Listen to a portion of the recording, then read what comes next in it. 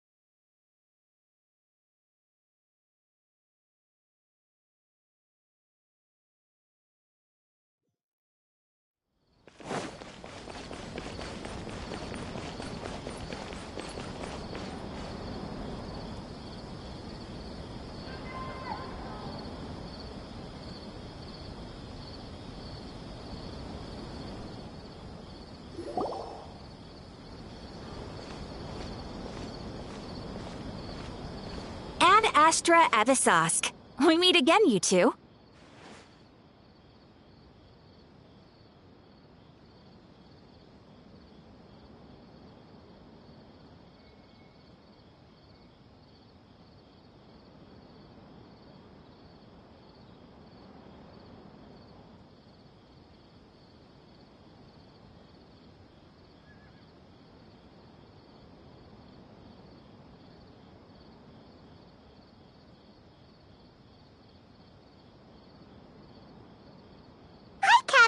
Do you have any commissions for us today? Commissions, huh? Let me think. Oh, how about this? Please attend the Academia's Academic Symposium this afternoon and recite a love poem on stage. Wait, say what now? And if possible, please also use your camera to capture the reaction of the audience upon finishing the poem. Huh? What kind of commission is that? I see. It appears that you're not interested in this commission. In that case, please go to Port Ormos and convince the Eremites there to spend some time volunteering at the local orphanage. Hey, that's not any better. I'm sure the mercenaries will have some interesting reactions as well. Paimon's gotta ask, just who exactly has been submitting these commissions to the Adventurers Guild? Oh, the commissioner? Well, actually, I just wanted to see the two of you in action.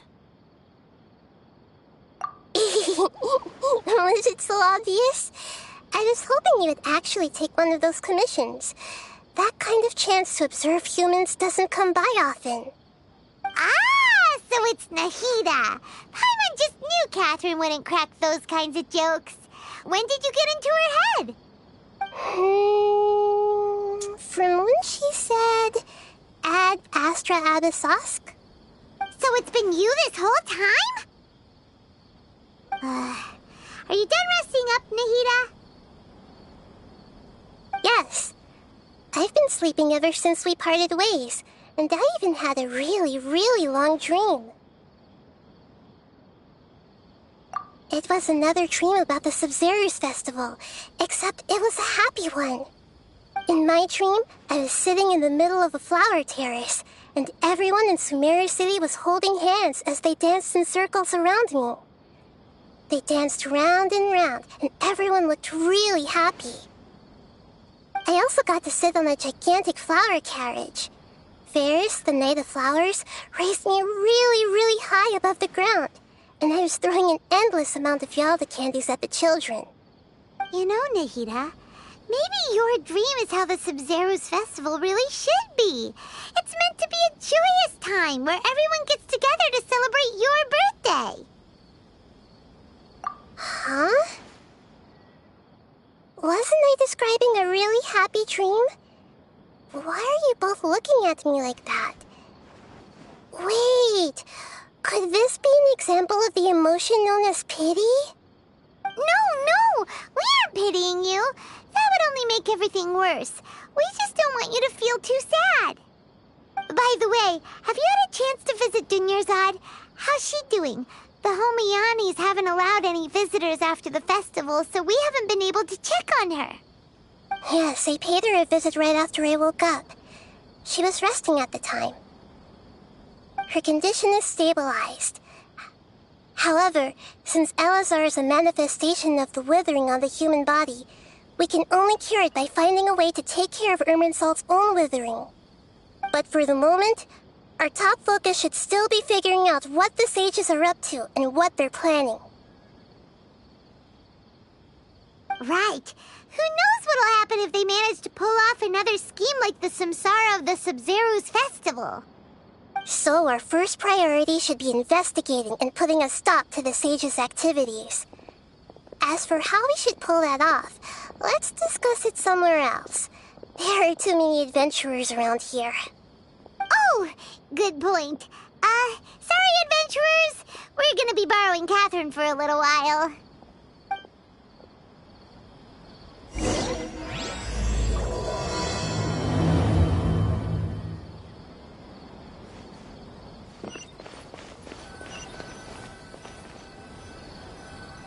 Let's continue our chat here. Okay, so do you have any ideas on how we can investigate the sages, Nahida? Actually, I've already done a little bit of work on that. But for now, I want to hear your thoughts. I've already tried that. But all the key members of the Academia, even the core 30 guards, intentionally avoid wearing their Akasha terminals. It seems that from the very beginning, they've been guarding against info leaks from the Akasha. Of course, it could also be because they're wary of me. Have you already caught the sage's attention? I'm guessing not yet, but distrusting me would make perfect sense if they've ever paid attention to the urban legends about me. In any case, I probably can't take over their minds directly. No way, that's too risky. You mean it'd be too easy to get caught? No, it's not that. We shouldn't involve innocent students in this. A single mistake could completely ruin their lives. Doing that would be ignoring the safety of my people for my own selfish goals. How is that any different from what the sages are doing? That's a good point. Spoken like the god of Sumeru. We're in the dark as of now. Since we still don't know anything about their goals, any rash move could tip them off and lead to terrible consequences. After all, every person in Sumeru City is one of their hostages. Are we really out of ideas? Nahida, you're super smart, so you already have something in mind, right? Don't keep us in suspense. Spill the beans already. According to a popular theory from the Vahumana Darshan of the Academia, rejecting impractical motions at the beginning of a planning session will give more weight to the actual proposal. Okay, but aren't you the god of wisdom? You don't have to use that kind of gimmick to make us take your ideas seriously. Well, I've been thinking that if I can't directly possess the leaders, and if I can't get ordinary people involved, then I should find someone who's already involved, but hasn't decided to side with the sages. You're saying we should recruit a spy? That does sound like it could work. Oh, before coming back, we met someone named Alhaitham. He seems like he acts alone, and he likes doing stuff behind the Academia's back. They probably aren't in cahoots. Actually, I already have someone in mind. Do you still remember that female scholar named Setaria? Setaria. Paimon remembers now. Isn't Isn't she the one who's always trailing behind the Grand Sage of the Academia? We ran into her basically every time the Sub-Zero's festival repeated itself. You could even say we're old enemies by now. Paimon still remembers the smug and mean way she always spoke to Nilou. I've always liked observing all kinds of people, and Setaria has always stood out from the crowd. She was born in the desert and was hailed as their greatest genius. Her academic gifts allowed her special admission into the academia, and also gave her the opportunity to serve as the sage's assistant. Oh, Paimon didn't know she was from the desert. She must be pretty special then. Paimon feels like most of the desert dwellers around the city are working as mercenaries. The name Setaria means star. When she lived in the desert, she shone like the brightest star in the night sky. Later on, she was chosen by the sun. The star was given a place in the daytime sky to complement the sun's dazzling light. Soon after, the star witnessed the sun scorching the earth, which brought forth many disasters. The star began to waver. Instead of staying beside such a sun, wouldn't it be better to return and light up part of the night sky? But in the end, she couldn't give up the radiance of daytime. To cope with her shame, the star buried her guilt and closed her eyes.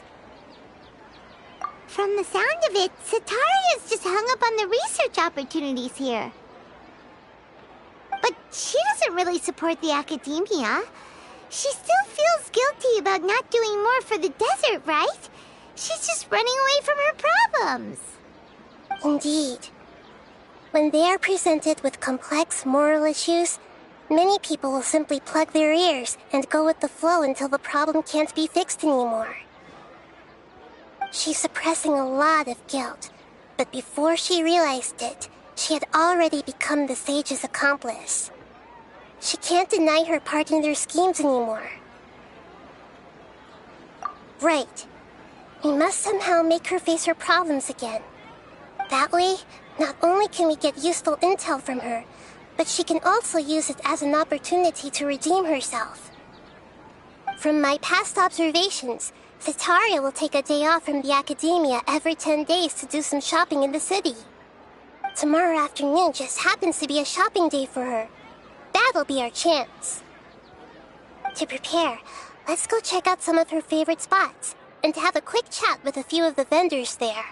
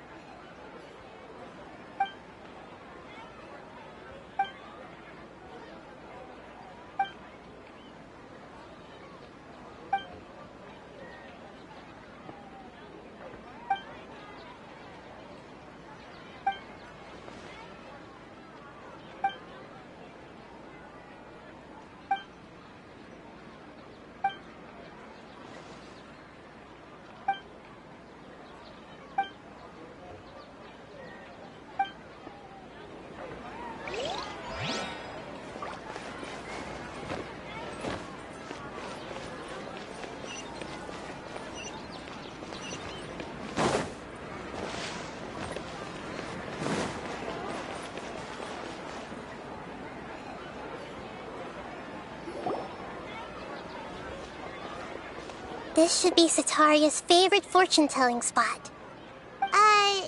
So should we ask the fortune teller about Setaria? No, I already have enough information on Setaria. The most important thing now is for you to pay attention to the vendor's talking style and key characteristics. Talking style and key characteristics? My poor lost lambs. Have you become troubled over your fates? The divine voice of wisdom often echoes between mine ears. If thou be blessed today by the gods, I may be able to show you the way. Huh? Really?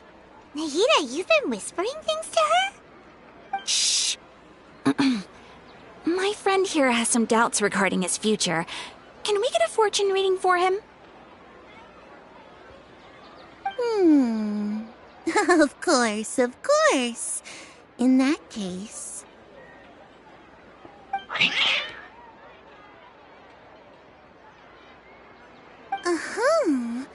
It would seem that Harut and Marut are quite wary of you. Perhaps, at some time in the past, you have somehow offended the gods. Only mocking the god of Animo, questioning the Lord of Geo's financial savviness, and brawling with the god of Electro. Do those count? Oh, nothing. Go on, pick an aspect for her to divine. Love prospects? No problem at all.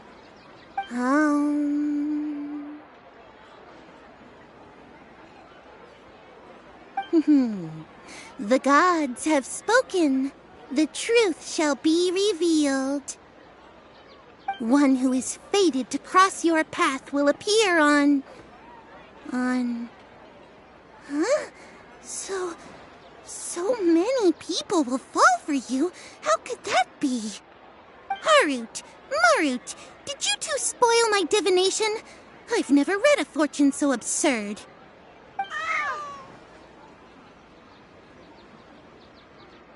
Actually, Paimon thinks this is probably the most accurate fortune-telling you've ever done.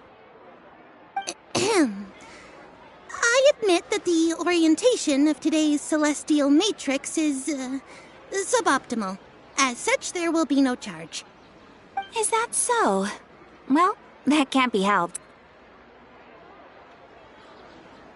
If you were to bring some food offerings for Harut and Marut on your next visit, perhaps they could help you reverse the wheels of fate.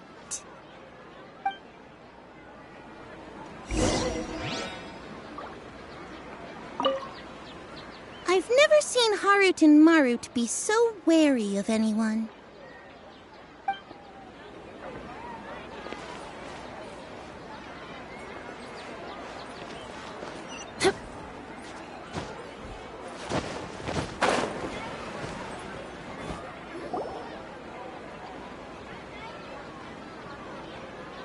Is this another one of Sataria's favorite stalls?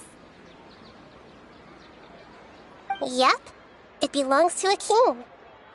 His father helped Sataria a lot when she first moved to Samari City, so she still comes by whenever she has time.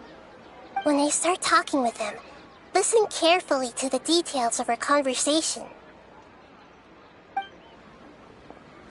Ah, dear customers! Would you like to look at some pottery? We caught wind of your great craftsmanship, so we specifically came to take a look. Oh, I recognize you. Aren't you Miss Catherine from the Adventurers Guild? Sounds like I'm in for some big business. Speaking of, where did you learn this trade? I suppose you could say it all started with my dad. He's a mason by trade, but I picked up an interest in clay while apprenticing for him. After that, I began making pottery by myself in secret. And I simply changed trades when my works turned out well. Although it's a pity that I'm no longer making much use of the knowledge provided to me by the Akasha. That's nice. You're making a living doing something you love. So is your father still working as a mason? Oh no, not anymore. A few years back, he fell from a roof and broke his leg. Since he had already saved enough Mora over all these years, he's just enjoying the retired life in Port Ormos nowadays. I see. We wish him peace and happiness in his retirement. I'll have someone in charge of logistics at the guild come by another day for some goods. We'll leave you to it. Take care now. No problem. Rest easy, all our goods are sure to meet your every need.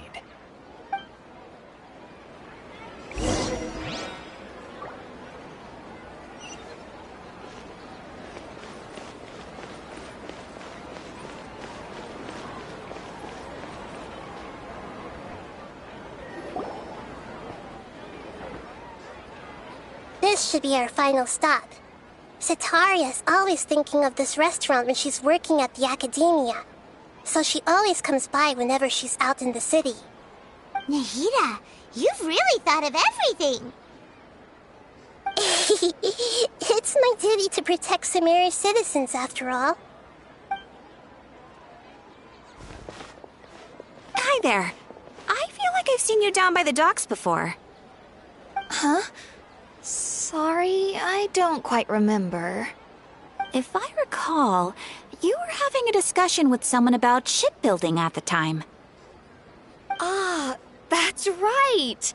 I've always been really interested in feats of marine engineering.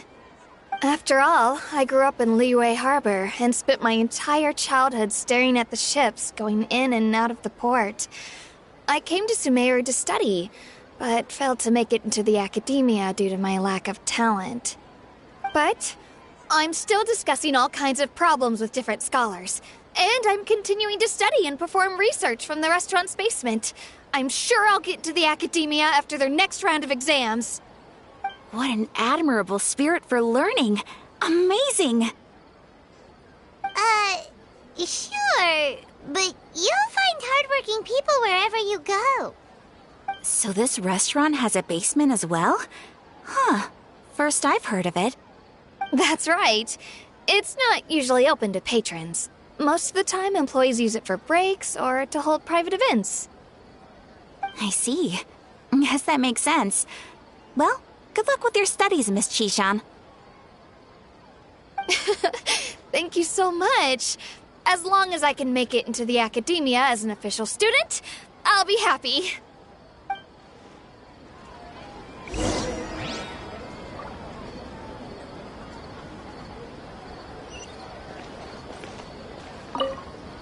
I must have met her somewhere. Why can't I remember?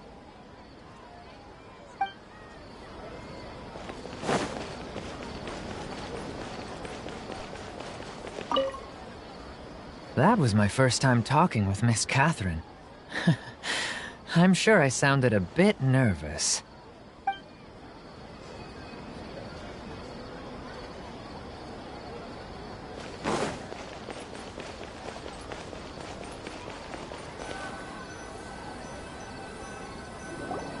So, was that everybody?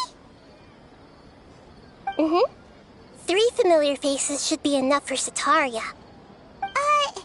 What's the point of all the information we've collected? Nahida, you still haven't told us how you're planning to make Cetaria face her problems. Cetaria is already used to avoiding her problems, so we must find a way to break through her usual sensibilities. I remember you mentioned that the Eremites in Port Ormuz are all making a fuss about the upcoming resurrection of King Deshret. Although it's all just a boatload of nonsense, the fate of her homeland may turn out to be Cetaria's soft spot. Oh, Paimon gets it now!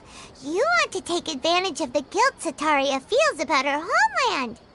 Although she knows she should return home to help the people of the desert, all she's done is conspire with the sages. So how do we set that up? Well, King Deshret is long gone, and Cetaria is also too smart to fall for any simple tricks. If we simply engaged her under the guise of King Deshret's believers, she would definitely be wary of us, and we may not get anywhere. But if we were to borrow some of her close acquaintances to talk with her, her reaction would probably be very different. So, you mean you're going to possess those people we just talked to? Yep. Possess them through the Akasha. Imply they've already converted to the faith of King Deshret, and then convey our made-up will of King Deshret. As long as everything goes smoothly, we'll get through to Cetaria for sure. She'll never guess that we had anything to do with it. So that's how you're going to use all the info we collected on these people. It's so that you won't slip up and break form. Possessing them will only work if you can manage to pass off as them. Exactly. So, best of luck with impersonating them. Huh? Best of luck? But know how to possess anyone? That's no problem at all. I'll just share all their senses with you once I've possessed them. As long as you're also wearing an Akasha terminal, the effect will basically be as if you've possessed them yourself. Huh. That is pretty convenient. But why does he have to do this? Can't you do it yourself? Although I've been observing humans for a while, I've never been good at imitating them. You're not wrong. It's always been painfully obvious whenever you try to pass as Catherine. If it was at all possible, I would have preferred to leave these people alone. But seeing how things are now, I probably should just accept it and push on. Yeah, don't beat yourself up over it. We're only doing this to help everyone, and we'll only be borrowing them for a little while anyway. Alright, then let's give it a go tomorrow afternoon.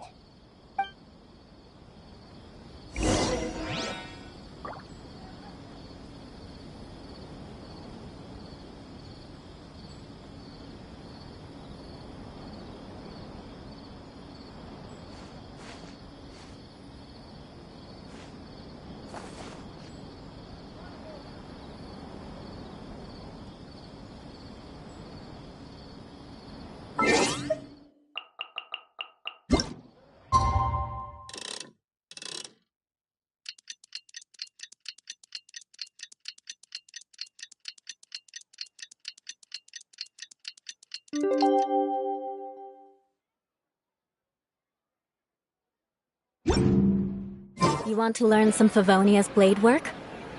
All right then.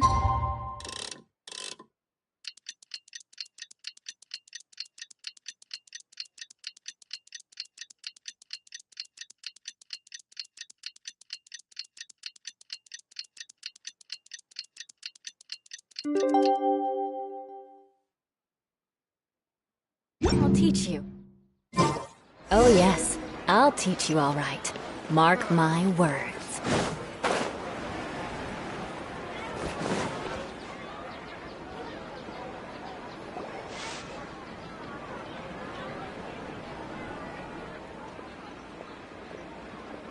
Oh, here she comes. Satori is here.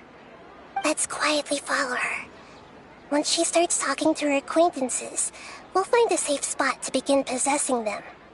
As for how we'll sway her to our side, I'll leave that to you. I trust you'll know what to say.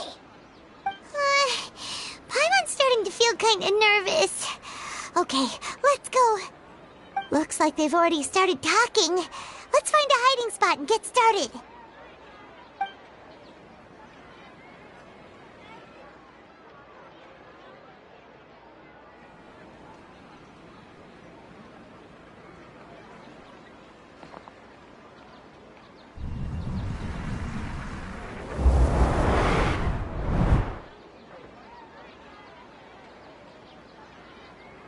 That's right. You really can't force anything when it comes to love. And besides, everyone around me has a very different background and outlook. Are you still listening to me, Nabia? Oh, of course I'm listening. You were talking about troubles with your love life, right? I heard everything you said. Okay then. You just seemed a little distracted for a moment there.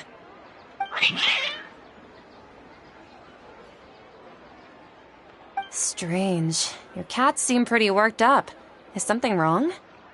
I always thought they were quiet, happy kitties. Oh, what are their names again? Ah, that's right. They are just little darlings, aren't they? Harut and Marut. So, which fortune do you want me to read for you today? You must have come for another echo of the divine voice of wisdom. I'd like to get another reading on my love prospects, but to be perfectly honest with you, I feel like I've been a real mess recently. A mess? Well, could you do a reading on how long it'll take me to finish my current project at work? I really just want to get it over with. I hear you. No problem at all. The gods will reveal the truth.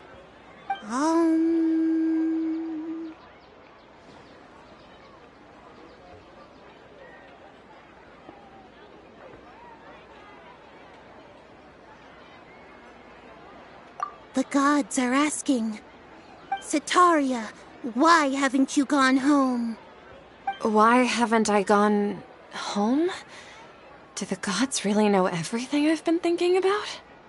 Setaria, why don't you just go home? It's a demand now instead of a question. The gods seem to be truly upset. I'm sorry. I know I failed the gods. Please pass on my most sincere apologies and ask for their divine forgiveness. And if I may ask, Nabia, is there a specific god who's speaking to you right now?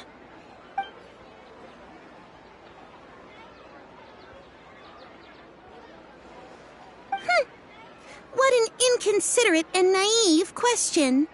The god who is speaking to me is, of course, the wisest and mightiest of all, King Deshret. King Deshret? No wonder he would make such a demand of me. Wait a second.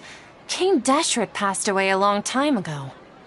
Even though news of King Deshret's resurrection has been spreading like wildfire, it's all just a misinformation campaign from the academia.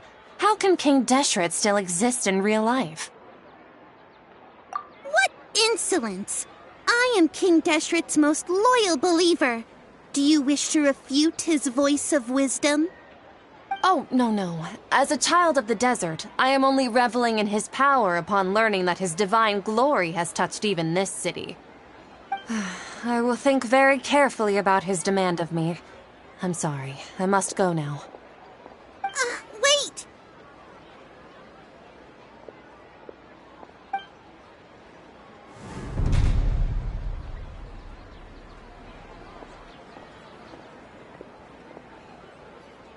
Whoa!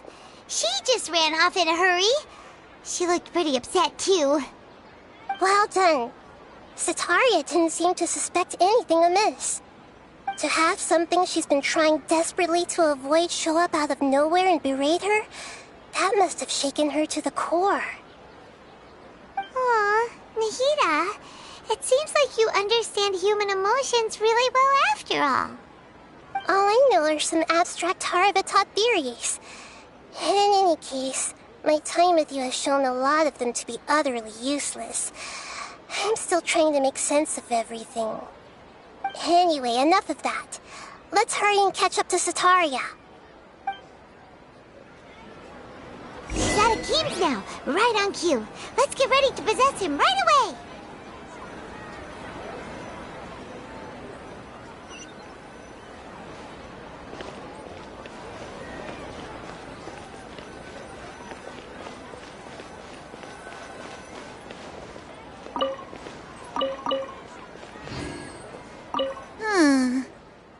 What's gotten into Haru and Marut? They seem terrified of me all of a sudden.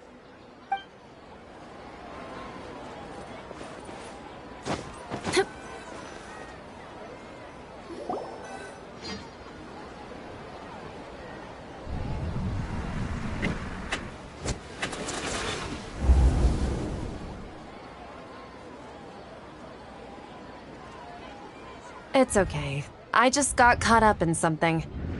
Oh, actually, didn't you ask me to help you look for work? What kind of work were you looking for again? Oh, right. Your old man's craft. How could I forget? Speaking of, how's he doing? Is he feeling any better?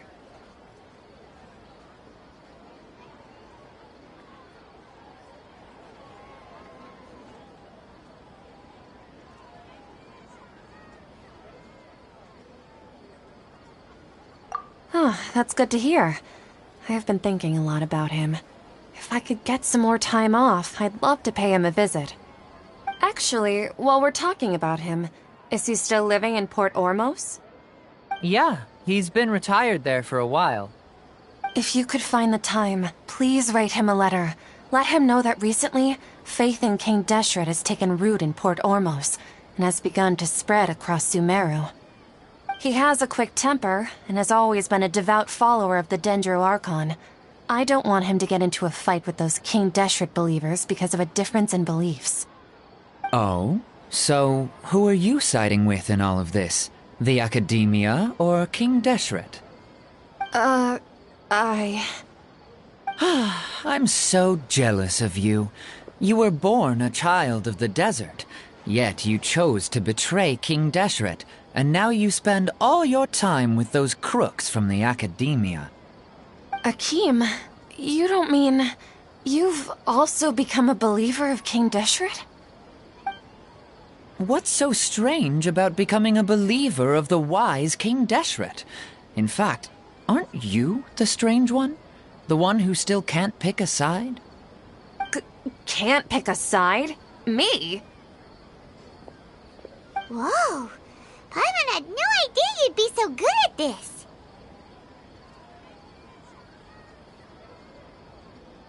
You really zeroed in on the issue and put it right in front of her. It might feel a bit overwhelming for Setaria. But once everything is over, I'll be sure to pay her a visit to her mind and explain everything. Anyway, let's keep going.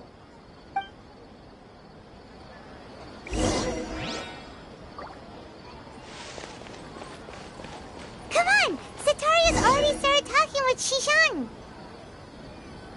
Whoa. What happened just now? Wasn't I talking with Setaria? Where'd she go?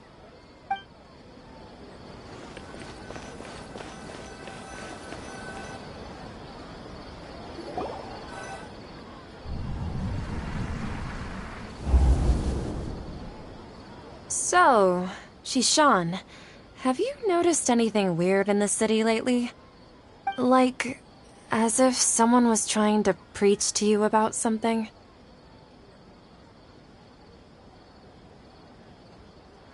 Oh, right. Speaking of strange things, I celebrated the Sub-Zerus festival so many times that I lost count. That was really weird. Wait, how could you be aware of that? That should be impossible. Nothing in the report indicated anything like that. Are you still failing to realize that the Academia's lowly tricks could never deceive all of Sumeru's citizens? Shishan, don't tell me that you've converted to King Deshret as well! What an absurd question. You make it sound like I should be ashamed for becoming a believer of King Deshret. In reality, shouldn't you be the one who is ashamed? You, who works side by side with the Academia, and treated people as nothing more than experimental subjects? Please, please stop! Even now, Setaria's still trying to run from her problems. She can no longer justify everything to herself. Hey, she's trying to talk to the guards! What should we do? This is the most important part of all. Quick, get ready. Mercenary, you're a member of the Corps of 30, correct? Please help me pass a message to the Matcha right away. The situation in the city is getting out of control. Please, try to remain calm, miss. Tell me what's happening in the city. Heretics are infiltrating the city, and they've already converted many residents to their side. Heretics? What kind of heresy are you talking about? King Deshret!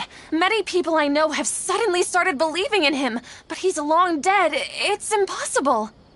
Miss Setaria, nothing is impossible. You know my name? King Deshret is immortal, and all who defy him will one day pay the price. You must face the truth, Setaria. You tread a treacherous path, and the longer you ignore it, the tighter the Academia's grasp on you will become, and the deeper you will be ensnared. Child of King Deshret, never forget that the desert that belongs to you lies elsewhere. What's so strange about becoming a believer of the wise King Deshret? In fact, aren't you the strange one? The one who still can't pick a side? What an absurd question. You make it sound like I should be ashamed for becoming a believer of King Deshret. Setaria, why haven't you gone home?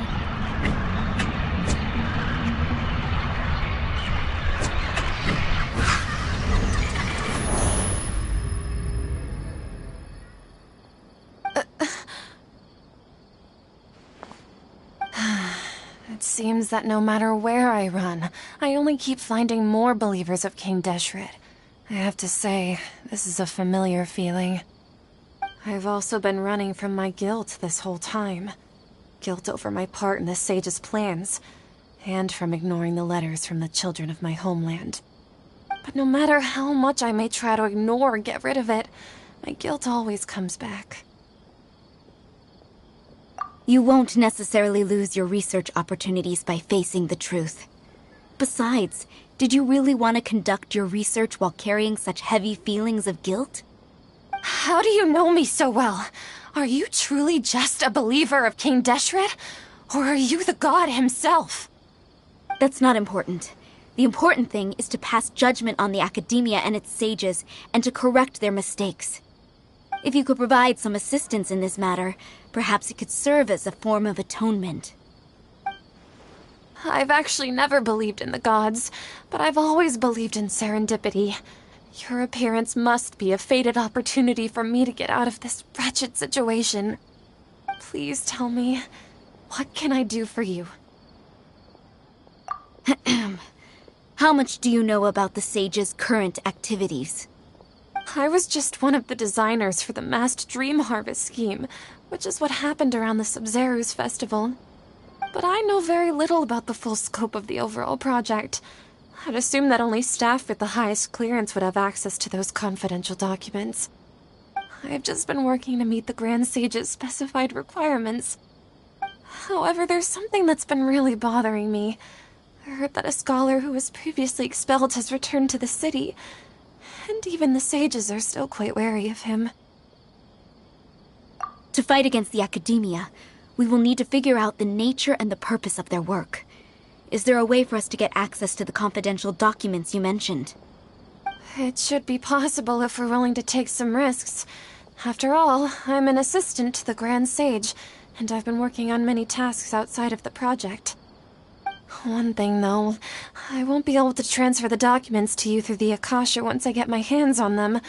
The sages have always closely monitored all activities within the Akasha.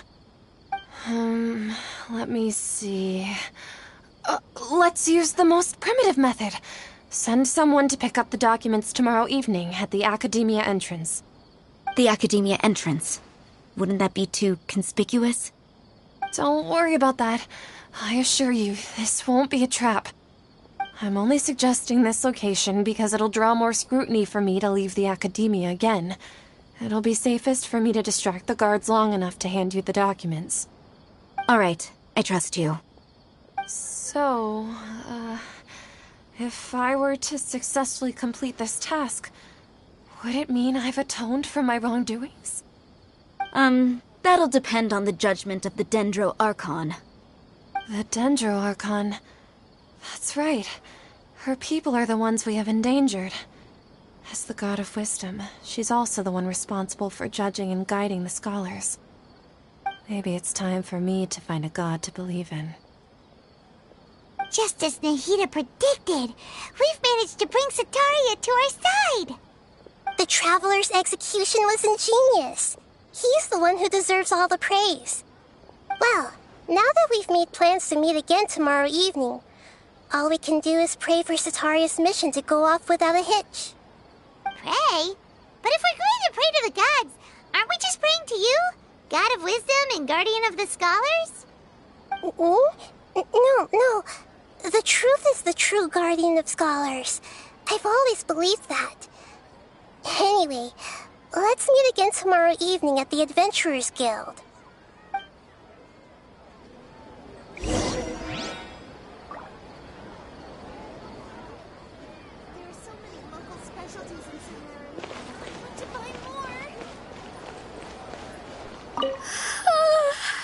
I seem to have dozed off just now.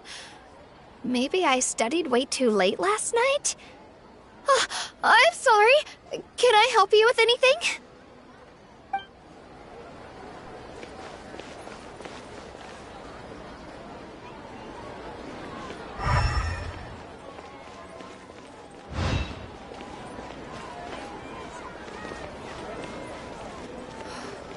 Don't you remember your adventure plans, my lady? There are so many local specialties in Sumeru. I want to buy more.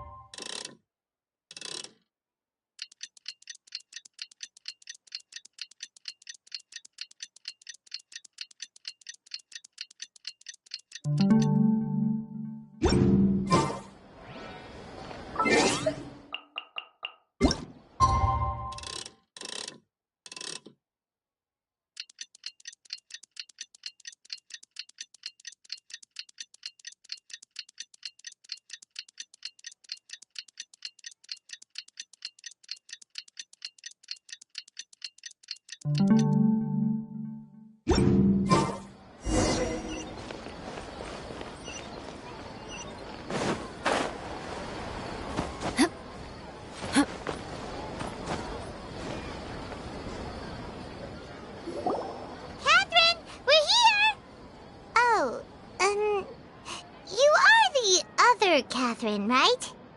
That's right. I suppose I'm the other Catherine in your mind. Shh! We're on a secret mission tonight, so we need to protect Catherine's identity. Yep, Paimon's right. We cannot fully rule out the chance that the meetup tonight is just a trap. If something were to happen, my existence may be the only trump card we'll be able to play. After all, the Academia should still be unable to confirm the existence of my consciousness in the outside world. Yep. Exactly. Just what Paimon was thinking. Anyway, enough about that. Let's just make sure to be on our guard. Off? What do you feel is off?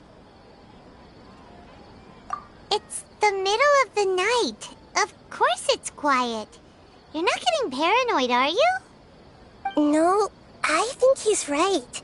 It really is a lot quieter than usual. If you look around, there seems to be fewer people on the streets. I'm not sure if this is the case for the entire city, though. Huh. Maybe it's just a coincidence. Maybe Setaria figured out a way to not only distract the guards, but also to get everyone to go to sleep early, just so we can exchange the documents in peace. I also can't quite figure out why things feel a little off. But now that we're here, let's go ahead and meet her as we planned. Well, regardless, as long as you're here with us, Paimon feels a little safer.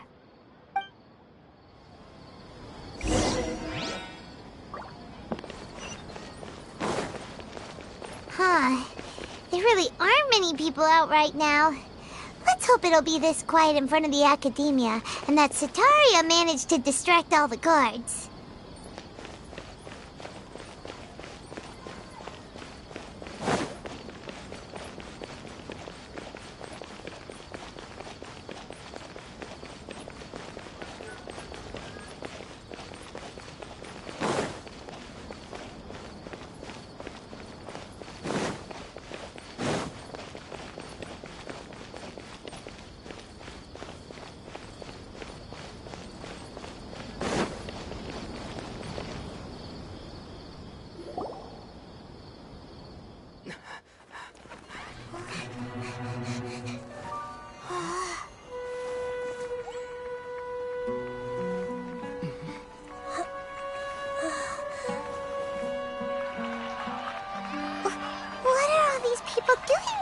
this hour of the night.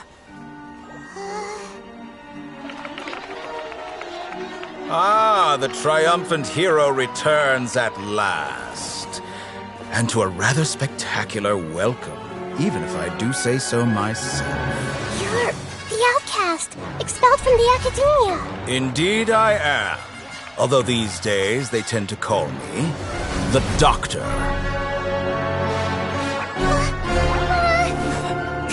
If you're looking for your researcher friend, she has already been taken into confinement. With some basic caution, she could have discovered the listening device on her person. Clearly, she lacks the degree of rigor expected of a true scholar.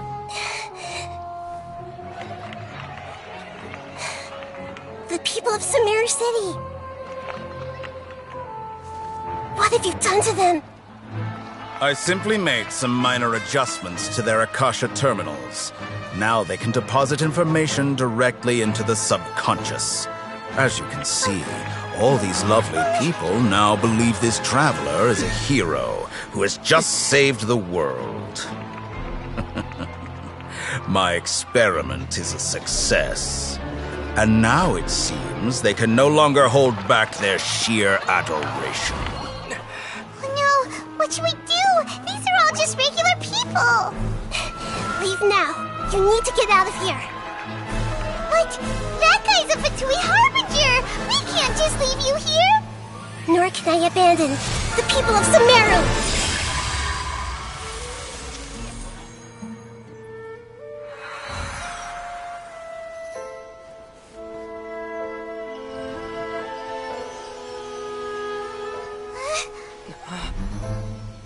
Don't worry. We'll meet again outside of the city.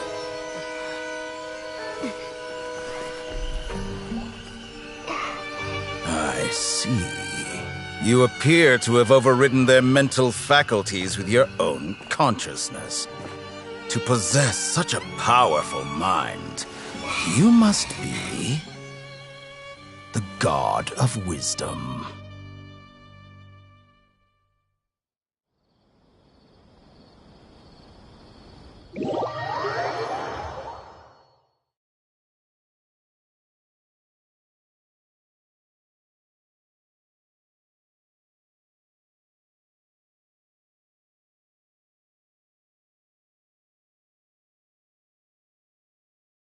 Aristocratic etiquette is all just for show.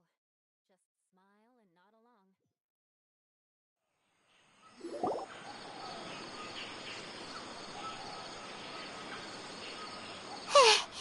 This should be far enough. Whew. Paimon needs to catch her breath first. Is Nahida going to be okay? We only made it out because of her.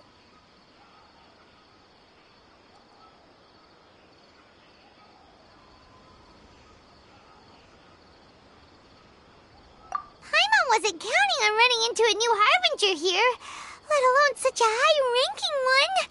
That guy was number 2. So scary. He called himself the Doctor. Remember, Tainari told us about him. Sataria did say that someone who once got expelled from the academia came back recently. And that even the sages are wary of him. Yep, sounds like she must have been talking about the Doctor. Yeah, now that the Doctor's in the picture, we're no longer just dealing with the academia. They're in cahoots with the Fatui. But what are the Fatui after this time? Another Gnosis? Yeah, things would be a lot easier with Nahida's help. Nahida said we'll meet again outside of the city. But we can't just keep waiting around, right? You mean... Oh, right! Wasn't he invited by the sages to work on some project when we were staying with him in the Vidia Forest? That has to be the same project. Even though he turned it down at the time, he might still know something. There's no time to lose. Let's go to Gandharvaville.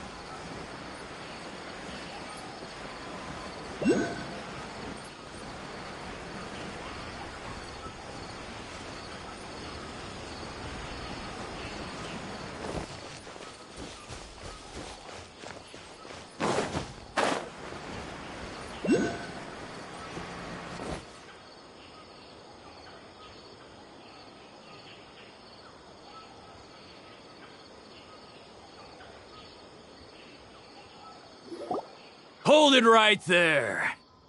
A blonde-haired traveler and a floating fairy. We've got you, all right. Take a look around. You've fallen right into our trap. Are you mercenaries from the Corps of 30? Did you come here to arrest us? Corps of 30? We're nothing like those government lapdogs who don't even get scraps for their work. We are an elite brigade that commands the highest commission rate in all of Sumeru. We're here on the orders of a client known only as the Outcast. The Outcast? An outcast from the academia? But why wouldn't the doctor just send the Fatui after us?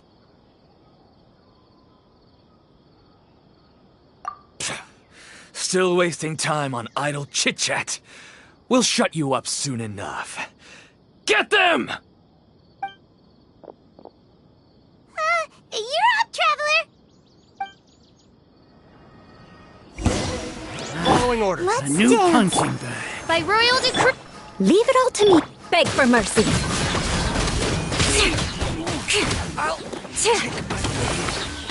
Crush that! Beg for mercy. Where do you think you're going? Shudder.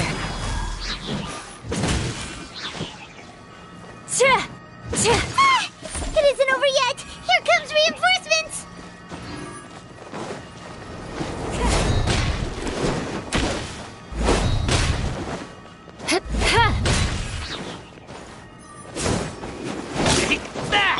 Let the show begin. Oz, reveal. Crush. Freeze to the core. I'll take my... Shudder. That was pretty rough. Is that what elite mercenaries are like? Yeah, looks like we'll have to keep our guards up. But this doctor guy seems like a pretty tough opponent. He knew exactly where to set up an ambush. Did he predict that we would try to find Tainari? Going up against smart people is tough. Anyway, let's keep going.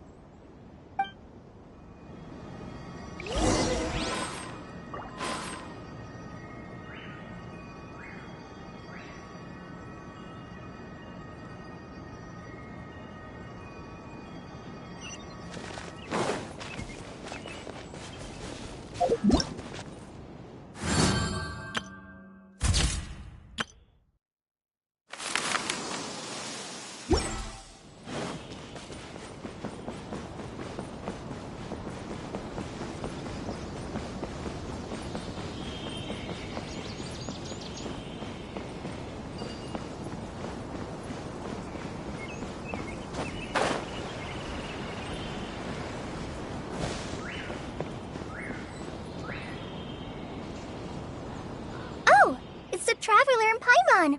What are you two doing back here? Kale! It's nice to see you again. Are you doing alright? To be honest, I'm not doing too well. My Elazar has been progressing at a faster rate lately. I'm finding it harder to complete more intricate tasks. As a result, Master Tighnari is taking me off the patrol schedule.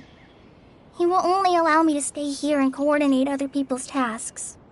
Oh, Kale! Speaking of Tighnari, did he go off on patrol? We're here to talk to him. Oh, Master Tighnari?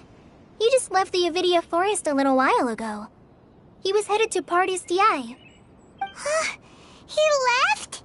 What? Isn't Tighnari always saying that he never wants to leave the Avidia Forest? He even turned down the Sage's invitation. I thought it was weird too. Master Tighnari always prioritizes his work as a forest watcher above everything. He almost never leaves his post. He left in a hurry this time, though. No, I only found out that he left through a message he left behind. He also made sure to delegate all his tasks using a schedule. To leave in such a hurry? I'd guess he had something urgent to take care of. Master Tighnari originally studied in the Amorta Darshan of the Academia, and Partis DI is something like the Amorta's research base. Many rare shrubs and grasses have been planted there for research. I know that before he became a forest watcher, Master Tighnari once spent a long time conducting research at Partis DI. A research base, huh? Gotta wonder what kind of research Tighnari just decided to work on all of a sudden. Oh, we don't have a lot of time, so let's go look for him at Party's DI.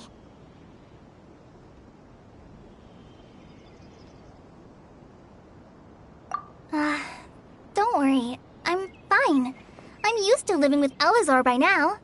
If you run into Master Tighnari, please send him my regards. Got it. Will do. See you later, Kale.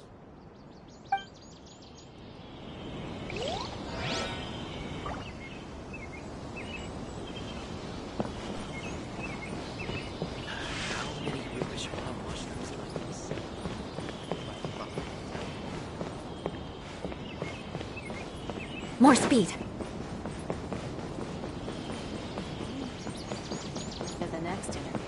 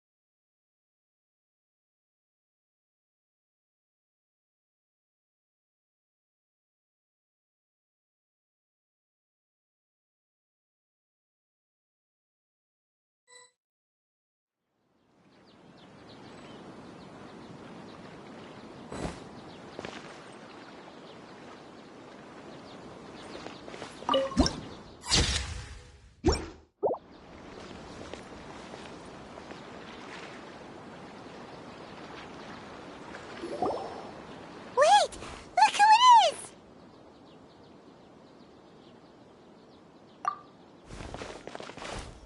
Thank goodness you're okay. We were so worried about you. Hey! This was supposed to be a touching reunion, but you're ruining the moment! Actually, it's very smart of the Traveler to be wary of me right now. After all, the Doctor has shown that his technology can apparently even control human minds. Plus, it's not like you could have known what happened after we split up and I was facing the Doctor by myself. Even a pool of stagnant water after a torrential storm can occasionally pass as a patch of sky. Paimon feels like only the real Nahida could come up with such an obscure analogy. Huh? But I wasn't trying to win your trust or anything. All I wanted was to clarify my point. Well, we understand that point now. Please, Nahida, tell us more about what happened. Are those poor people all right? When you left, I was still in the middle of restoring everyone's minds. Thankfully, when the Doctor mentioned depositing information into the subconscious, he didn't mean engraving information into their minds. Instead, he did something closer to creating hallucinations. That was still within my power to fix. Luckily, I managed to finish my restorations and mind jump away from him just as he was about to capture me. Whew. What a relief. The Doctor sure pulled out some hidden cards, but good thing we had Nahida with us.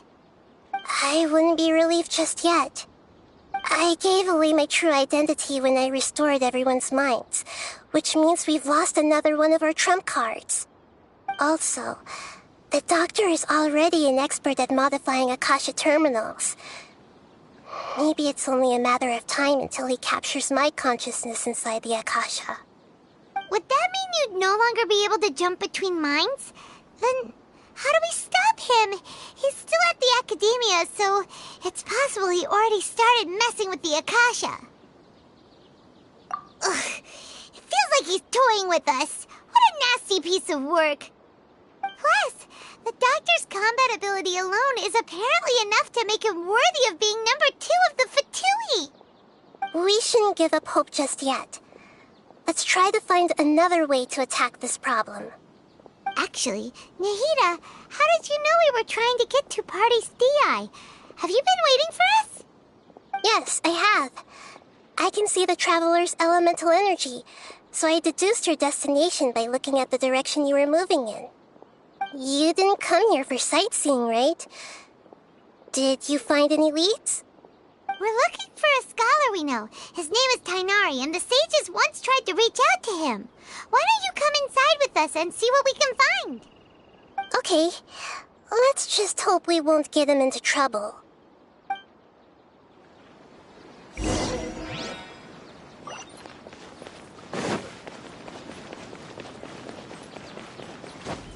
More speed.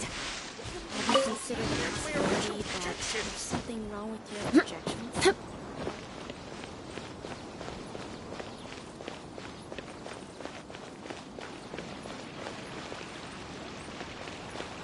I wish we recommend some people with actual competence for once.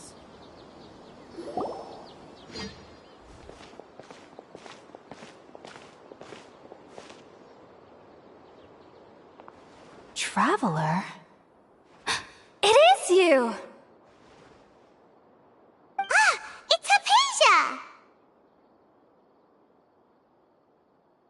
Ah, what a pleasant surprise! It's so nice to see the two of you again. Who's this? She's a scholar we met in the Avidia Forest. When we last saw each other, she was still training in the... what's it called? Satyavada life? Oh, I see. That's right, we're old friends. You've come at just the right time. Ever since I've come here, hardly anyone has even talked to me. Hypatia, you're way too excited about this. Actually, for you to leave the Avidia Forest means...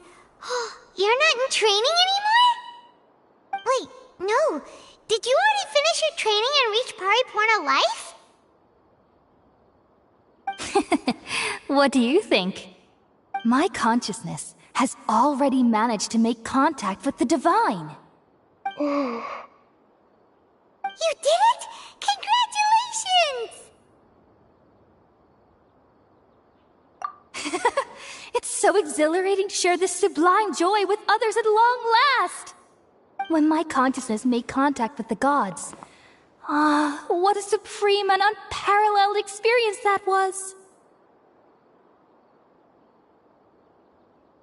That sounds incredible! Oh, all right. Actually, please wait. I haven't forgotten my promise to you. Remember? I promised to help you understand what you saw from Irminsul once I gained deeper insights. My current self has not only gained true insight, but I can even help you establish a direct connection to the consciousness of the divine. You can do that? I've never heard of anything like that, but if you want to give it a try, I'll do my best to protect your consciousness during the process. Hold on. I brought some spirit-born ale with me. This is still a crucial part of the ceremony. We're using that incense again? All right now. Hold my hand. I'll help you establish a pathway to connect your consciousness. Okay. Ready?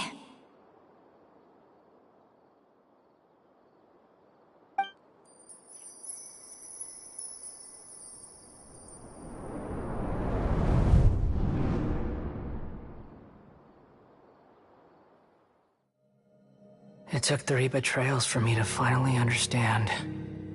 The world is just an elaborate tapestry of lies. My fury will never be quelled. The first to betray me was a god. My creator. My mother. Valuing strength above all, she saw no worth in me and I was discarded. The second was a human. My family. My friend. Consumed by fear, he saw me as an abomination. The third was one exactly like me. A hope for the future. A fledgling barely out of the nest. Powerless before his mortality, he broke his promise to me. Humans, they can't be trusted. And the gods fill me with pure loathing. So I said good riddance. I denounced the world and laugh in its face. My chest will never again be defiled by worldly filth. I will scrub away every last trace of human emotion. Then it will be empty, a blank slate, and ready to receive a supreme gnosis, brimming with pure divinity.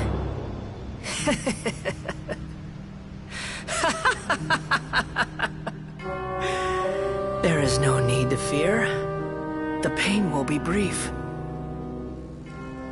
Your era is coming to an end.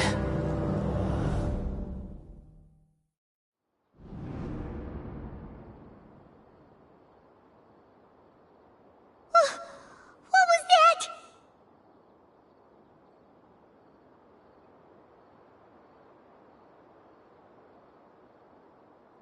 Did we actually just see the Balladier's memories? Everything matches what we know about him. But how is he connected to the divine consciousness that Hypatia was talking about? You saw it, right? You felt it, right? Such a majestic god! Such a noble will! Such sublime emotion! Alas, shame. If only...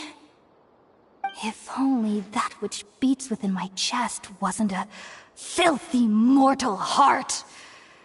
Oh, great and merciful God, please grant me forgiveness and salvation. Do you understand now? I'm afraid this is no periporno life, but rather... Ah! You! Why are you so mean to me? Why is everyone hiding from me?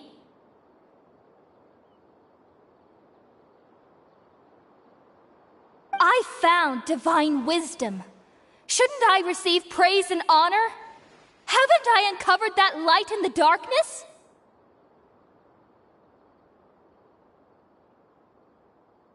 Hypatia?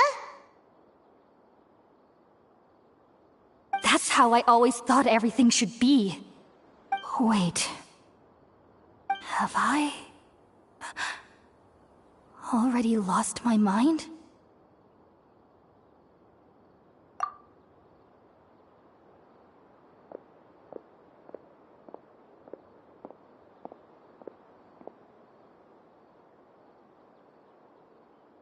Wait, something isn't right!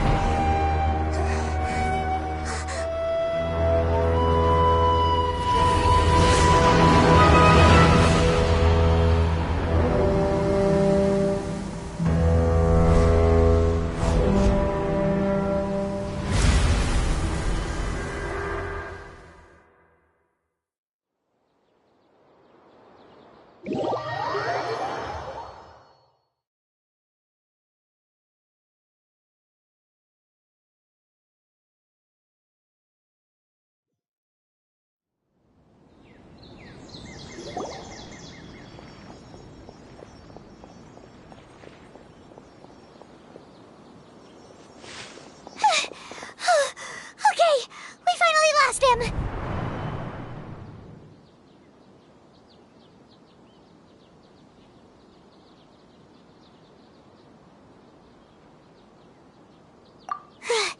Are you okay, Nahida?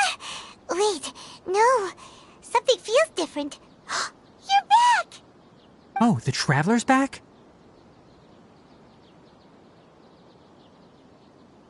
Nahida was controlling your body for a while.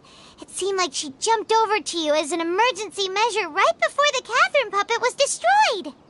After that, Kainari heard the commotion and came over. He helped us defeat the mercenaries and then he ran with us all the way here.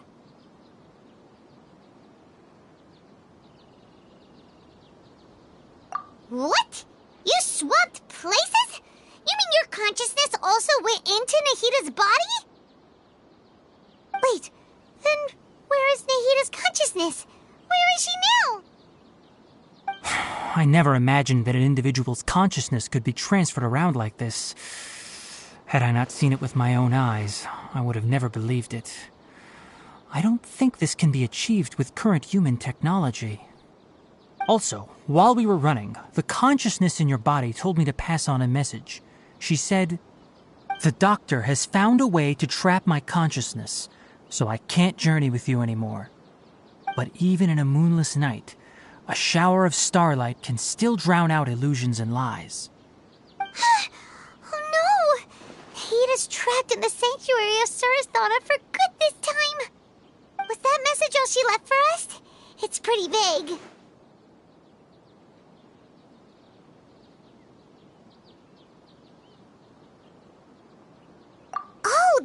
makes sense. Since the doctor captured her, she won't be able to say anything without him knowing. She's being extra careful. Even in a moonless night, a shower of starlight can still drown out illusions and lies. Huh. Paimon knows the moon illusions and lies are from the alchemical divination at the Sub-Zero's festival. Didn't Nahida use a starlight analogy before? It had something to do with Sataria. Oh, that makes a lot of sense. Huh. Do you think Nahida was telling us to go find help in the desert? But she isn't with us anymore. Think we'll be okay? Paimon, you said Sanctuary of Surasthana. Does this mean that this Nahida you're talking about, the consciousness who is occupying the traveler's body, is the Dendro Archon? Your guess is correct, but the situation's a bit complicated, so it's really hard for us to explain right now. That's all right. A scholar's curiosity doesn't need to be appeased right away. As for the complicated nature of the situation, safe to say I have witnessed that for myself. I've spent some time with you, and it looks like the Dendro Archon's also on your side, so I trust you. Thank you, Tighnari. Oh, actually, we came here to ask you a question. What do you know about the project that the sages have been working on? Ah, that. While I was indeed invited to join that project, the sages were always secretive about its scope and goals, so I eventually declined. All I know is that that project has something to do with the restoration of Irminsul. Huh? Did you see something when you were in Nahida's body? What? Do you have any evidence?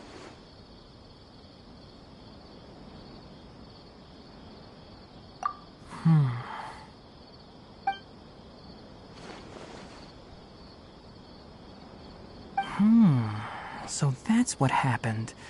That explains why Hypatia's symptoms were different from those of the other scholars who went mad. It's because she made contact with the consciousness of a new god who is still in the process of being born.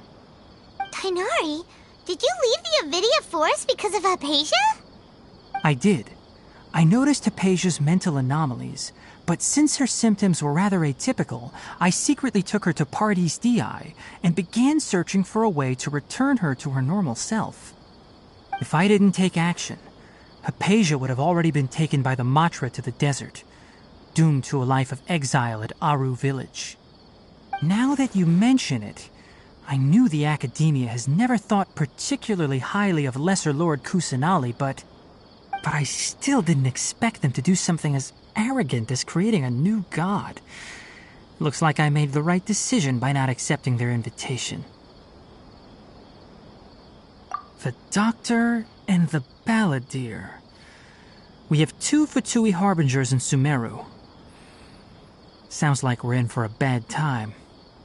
From your description, I don't think they've completed their project. There may still be room for us to intervene. But then, what is the connection between creating a new god and restoring Irminsul? Yeah, it feels like we're still nowhere close to figuring out the sage's goals. Right, we've pretty much gone over everything we need to know, so we should head out. How about you, Tighnari? What are you going to do? I'll stay here for now.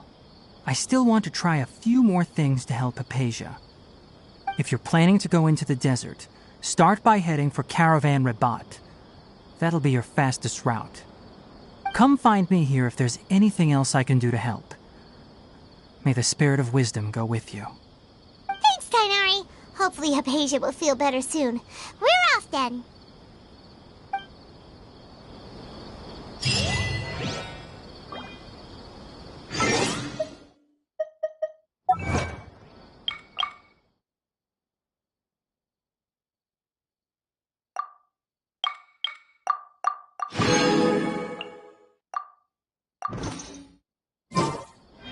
You want to learn some Favonia's blade work?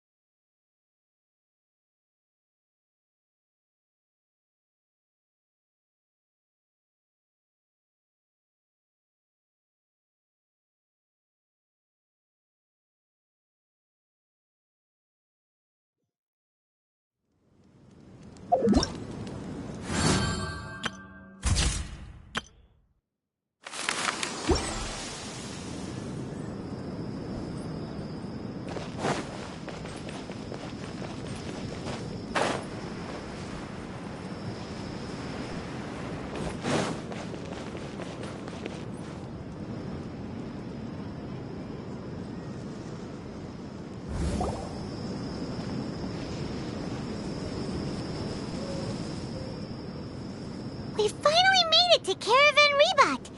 It's pretty lively here. So, just past this wall is the desert, huh?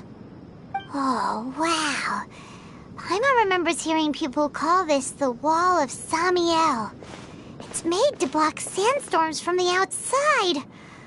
Oh, if it's this tall, it's gotta be the divine work of Greater Lord Rukkhadevata, right?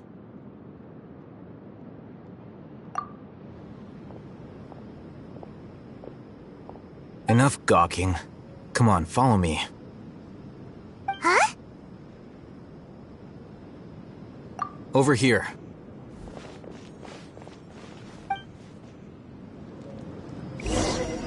Oh, Hatham went that way! Let's hurry up and follow him. Wonder what he's up to.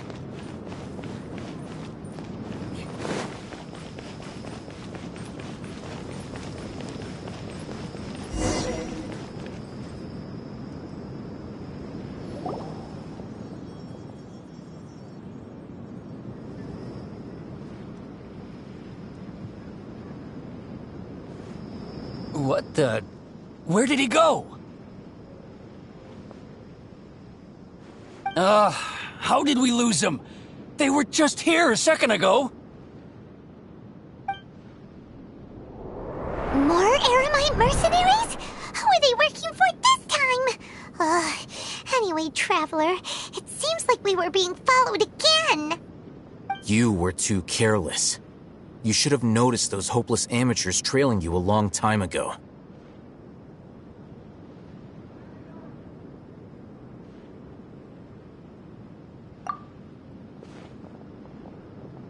There's no need to thank me.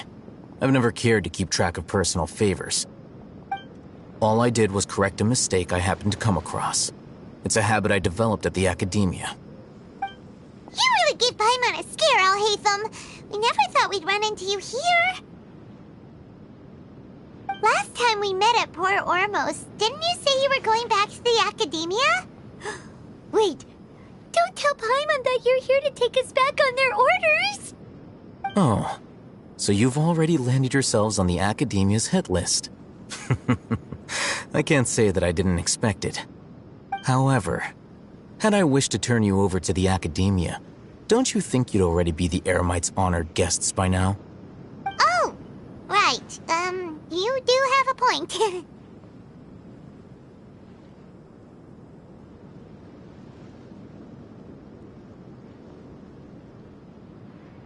I have no interest in running errands for that project.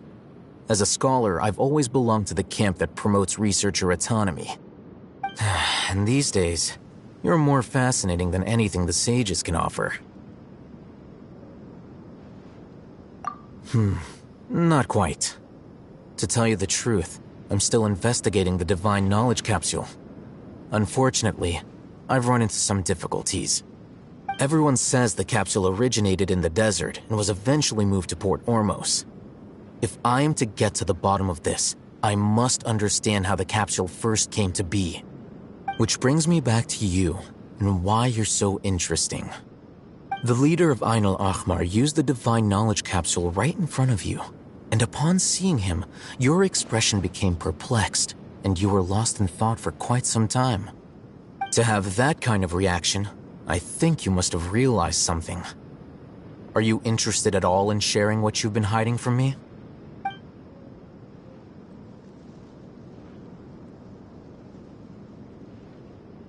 Haytham, you really have a ridiculous eye for detail. What kind of person even notices and remembers stuff like that? So that's your answer. Well, I do work for the academia after all. So considering that, it is indeed wise to keep your cards close to your chest.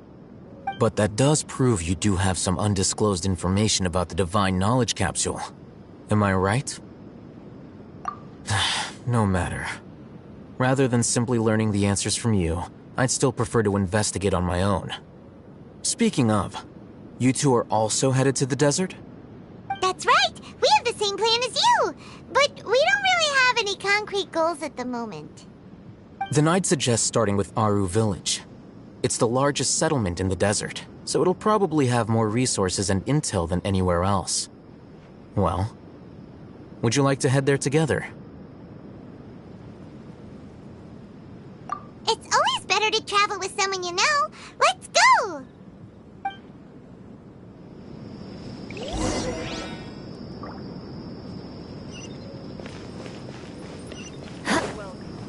Come on. It's a rare opportunity.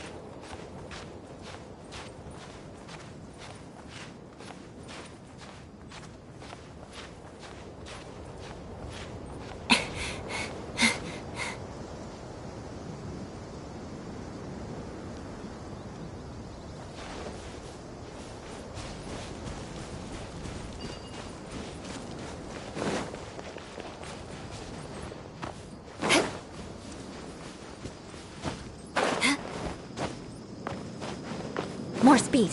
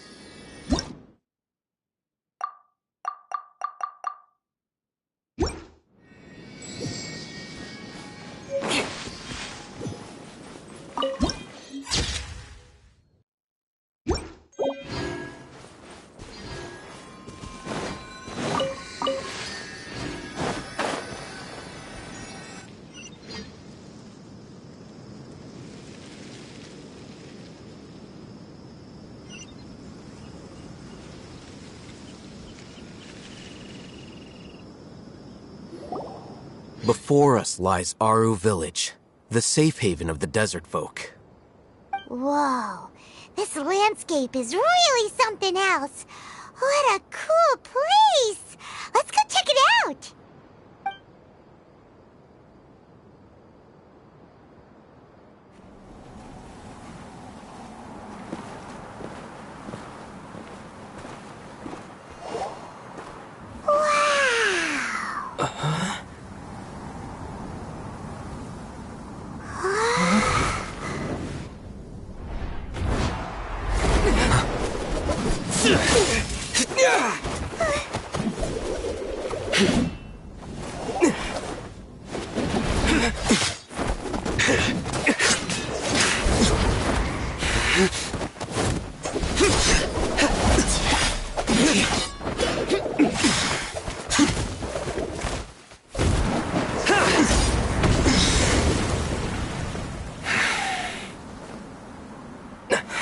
Sino.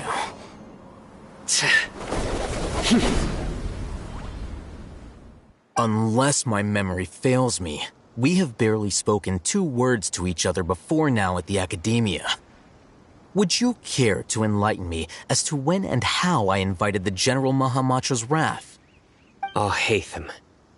Do not think you can escape my judgment just because you managed to escape my attack. Judgment? So that's how you'd characterize your actions here, is it? Or would elimination perhaps be a more accurate description? Had I used my full strength, not even this traveler would have been able to stop me. Though styled like an assassination, I sought only to ensure that my target would be unable to flee or resist. Standard practice for the Matra, as well you know. Seemed to me more like your own personal touch. Who is that, Al-Haytham? Did you call him General Mahamatra? Yes.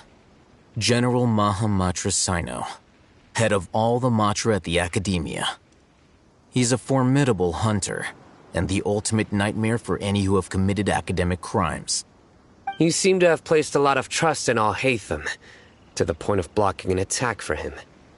If I were you, I'd never choose to side with him. I wouldn't believe a single word that comes out of his mouth. I have been pursuing this scribe for a long time. I urge you, stand back and do not seek to defend him any longer. Otherwise, there will be consequences. Has Al-Haytham done something wrong? Hyman doesn't think he's as bad as you've made him out to be. I won't waste my breath explaining things. Al-Haytham, I saw it during our fight. Take it out. The divine knowledge capsule you're hiding on your person. Unless you want me to retrieve it for myself. Very perceptive of you. Nothing escapes a Matra's senses. Wait, the divine knowledge capsule? Didn't it fall into the Matra's hands in Port Ormos? No wonder you speak with such confidence, Sino. But I must admit, I'm very curious. What does this capsule mean to you? And why, as General Mahamatra of the Academia, are you all alone in the desert? As far as I'm aware, the other Matra have been speculating about your disappearance. Have you been given a mission that's, let's say, morally dubious? If I was the real target of your mission, what was stopping you from simply using your authority and resources to judge me within the walls of the Academia?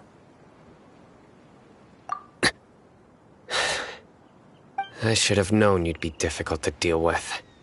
You two? Ugh! What you would do, Traveler? Paimon feels like we can't trust either of them! Ahem. Well, look at you two, acting all tough and self-righteous over there. Wait, Dia?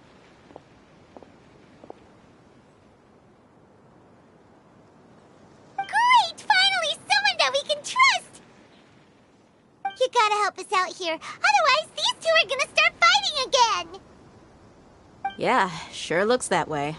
2 giants from the Academia duking it out once and for all. Not something you get to see every day, that's for sure. Listen, I know you academic types love to fill up your big brains with self-righteous morality and lord your empty rules and virtues over each other.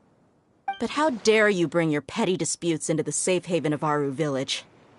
It seems like someone's gonna have to beat some sense into your thick skulls until you finally learn to respect these grounds.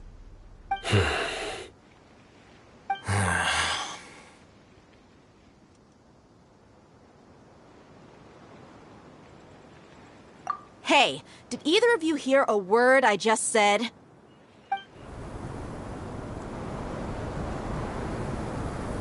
Whoa, what's going on? The wind's so strong. Is this a sandstorm? Paimon's gonna get blown away! Another sandstorm? What's up with these recently? Hey! All of you, over here, quickly! We have to take cover! Someone's calling for us! Oh, this wind is too strong! Let's get over there! That sounded like Candace. Come on, you two. Jeez, are all of you academia folks such hard work? Move it! All right, stop yelling.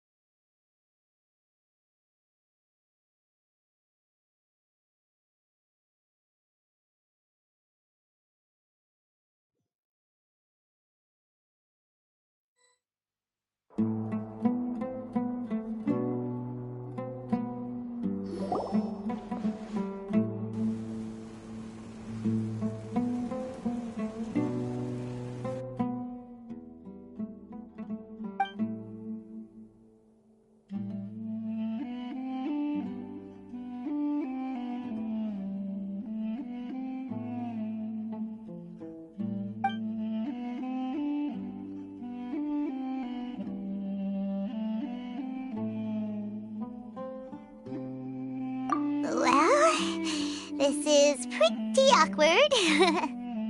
Hey, wanna play sardines with 3 people who wanna tear each other limb from limb? Sure, why not? Sounds fun. The air is so thick and heavy. Paimon can hardly keep floating anymore. My sincere apologies, everyone. This is the home of our village chief. I will have to ask you to make do with this small room until the sandstorm dies down. Please, let me introduce myself. I am Candace, protector of Aru Village. Our savior has come at last! Nice to meet you, Candace. The name's Paimon. Thank you so much for helping us. There's no need to thank me. It's only right to help each other when the weather gets rough.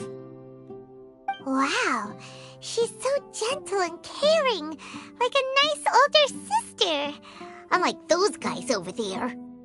All right. Now that we're all better acquainted, we should return to the topic at hand. As a guardian charged with the responsibility to protect my fellow villagers from harm, I was observing your conflict from afar, even before the sandstorm started.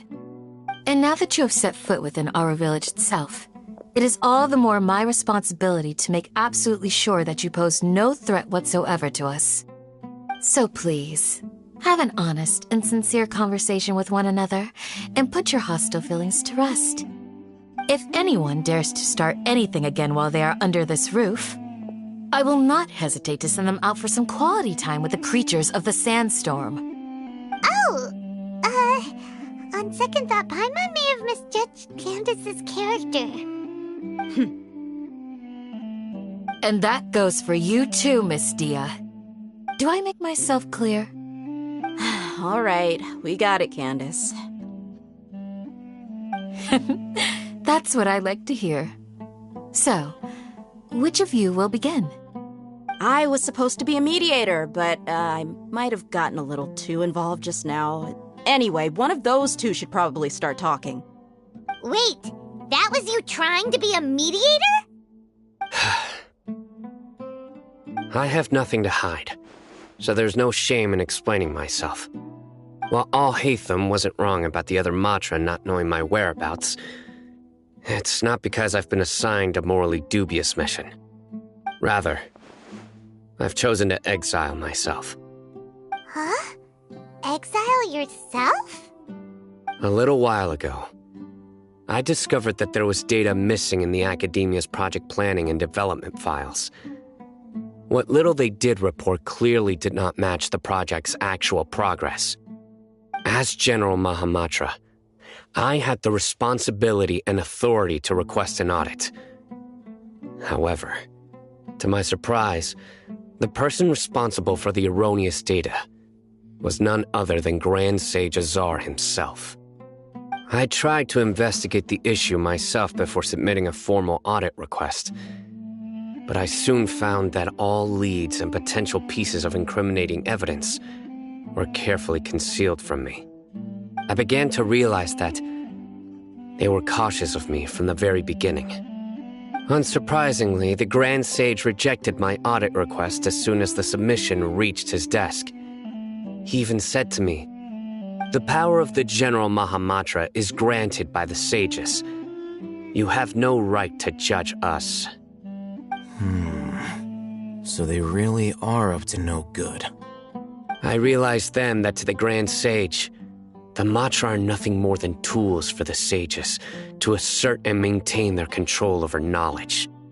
The vows that we took, the principles that we strive to uphold, they are meaningless to the academia of today.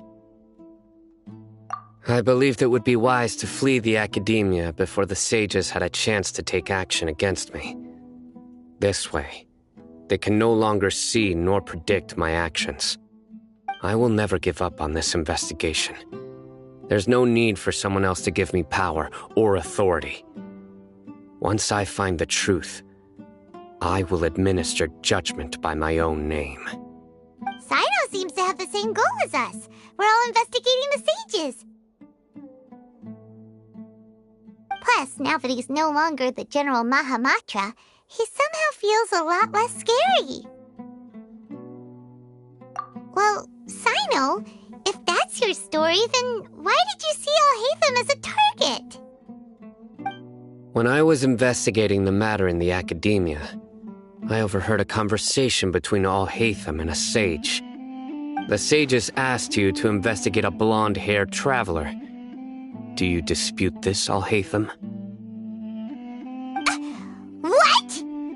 Like many parts of the project, this assignment was undocumented.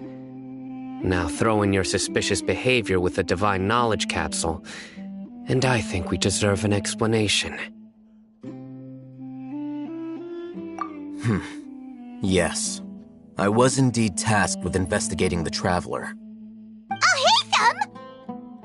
After all, the promised reward was so great that hardly any scholar could have refused. The sage told me, once you've completed this assignment, I can give you a glimpse of divine knowledge. A most enticing offer. Unfortunately, those academics don't know me at all. Their words contained one key piece of information, namely that divine knowledge indeed exists. That gave me all I needed to know. From my perspective, the sages are far from trustworthy. Think about it. Isn't it a little strange they're so willing to share divine knowledge with anyone, even as a reward? So, I began my own investigation following the lead of the Divine Knowledge Capsule. In the end, I realized my wisdom in committing to this rather than collaborating with the sages.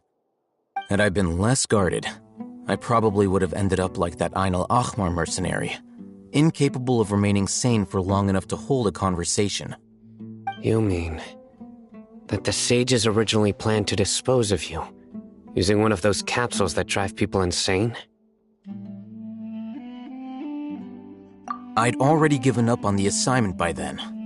I only told the academia I was waiting in Port Ormos for you to appear so they wouldn't suspect anything. So it came as quite a surprise when I encountered my erstwhile target while investigating the Divine Knowledge Capsule.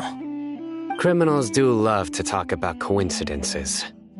Even though I ran into the Traveler by chance, I had no intention of providing assistance to the academia. Also, you should remember, you were the ones who decided to follow me and strike up a conversation after I left that tavern. That's true. Alhaitham helped us out at Caravan Rebot as well. Maybe he's telling the truth. I'm willing to apologize if that's worth anything to you. I took the Divine Knowledge Capsule behind your back because I judged its existence to be a significant risk. I felt that it would be best for no one to interact with it before it had been properly studied. After all, curiosity often proves to be the most dangerous thing in this land. You should be well aware, Scribe Alhaitham, that curiosity can also lead you to danger and suspicion. Answer me this. Did the sages share any information about their project with you? Have I not made myself clear? You and I are both distrusted by the academia. Do you really think they would tell me anything? Fine. Although you haven't completely proven your innocence, I won't regard you as an enemy, for now. As you wish. Good. I'm glad to see you two clearing up your misunderstandings. And now you, Dia. I believe it's your turn. Oh, sorry. Whatever the boys were talking about must have been so boring that I spaced out. My situation is pretty straightforward. My employer, Dunyarzad of the Homayani family, is friends with the Traveler and is currently recovering from her illness at home. I had nothing going on, so I decided to return to Aru village for a visit. I was actually looking forward to a pretty exciting time getting back together with everyone here. But then I saw these two random guys in the middle of a pointless argument. It ticked me off, and things went downhill from there. Is that all? Well, I will admit that definitely sounds like your style. In that case, welcome back, Dia. That's more like it. I missed you all so much, Candace.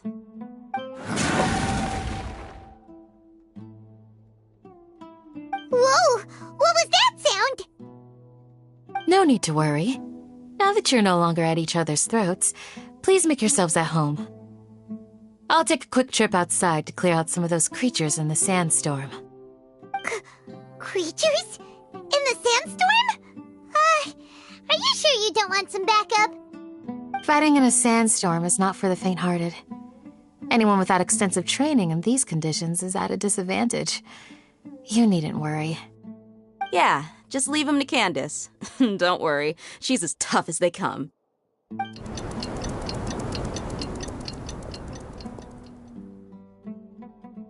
The wind's died down. That means the sandstorm's over, right? Candace still isn't back yet, though. Is she alright? Maybe we should go out and check on her. When you put it that way, even I'm starting to feel a little worried. All right, let's go. We've been here long enough, and the boys are as chatty as the floor.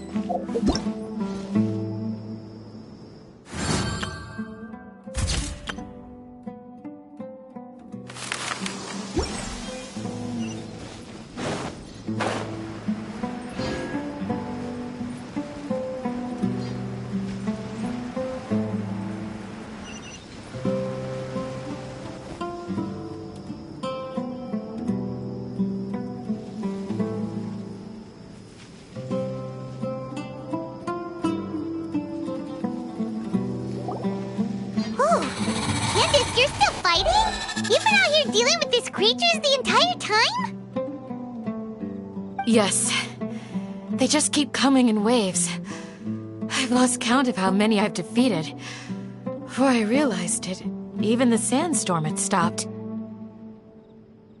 Ah! Here comes another wave! Leave this round to us. I got interrupted earlier, but now I have something to take my anger out on.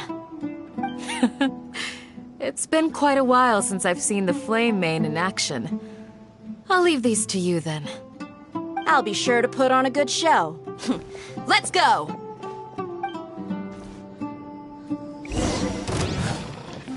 I'll protect us. I must leave no stone. By royal Beg for mercy. More speed. Here comes another wave! When are they ever gonna let up?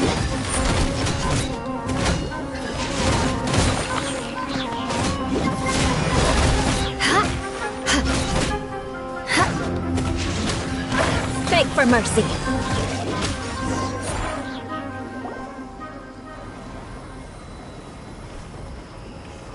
The creatures stopped appearing. Was that the last of them? What we fought just now was probably the aftermath of the sandstorm. So we should be safe for the time being. Well fought, everyone. No injuries, I hope. Huh? Who are you? Ah, my apologies. I haven't had a chance to greet you yet. I had my hands full taking care of the village's elderly and children. I am the chief of Aru village. Everyone usually calls me Uncle Anpu. Sir, I am also originally from the desert, but I have not been back for some time now. May I ask if such sandstorms are common? I can't say they've always been common, but recently the storms have become increasingly severe and frequent.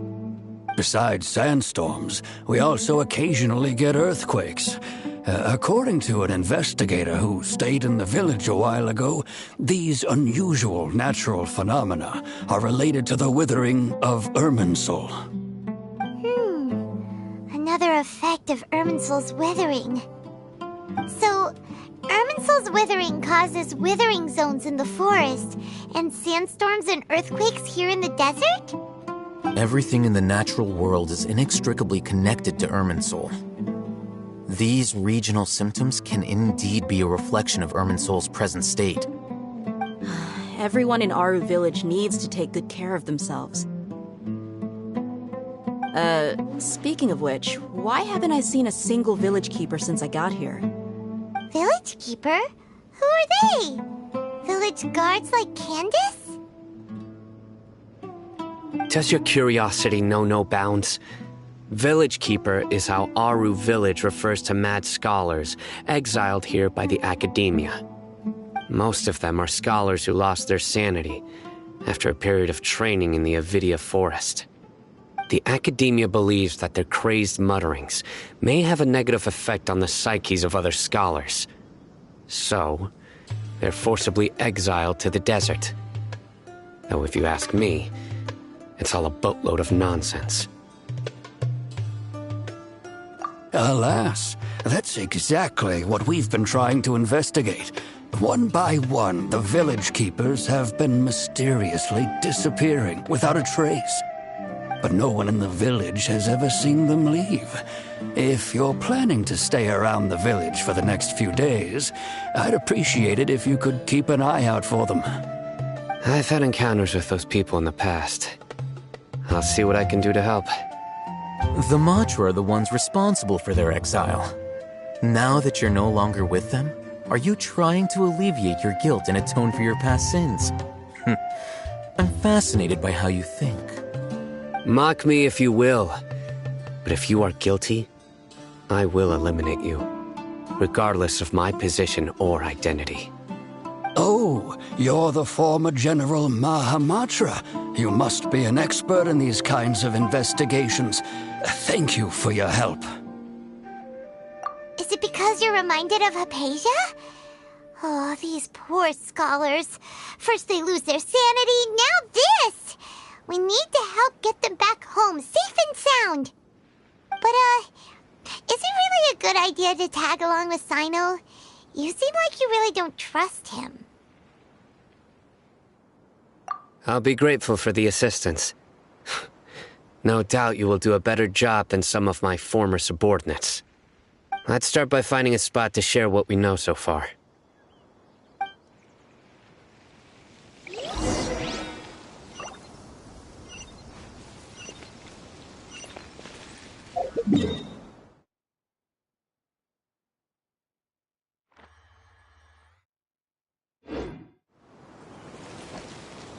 Ready, steady, go!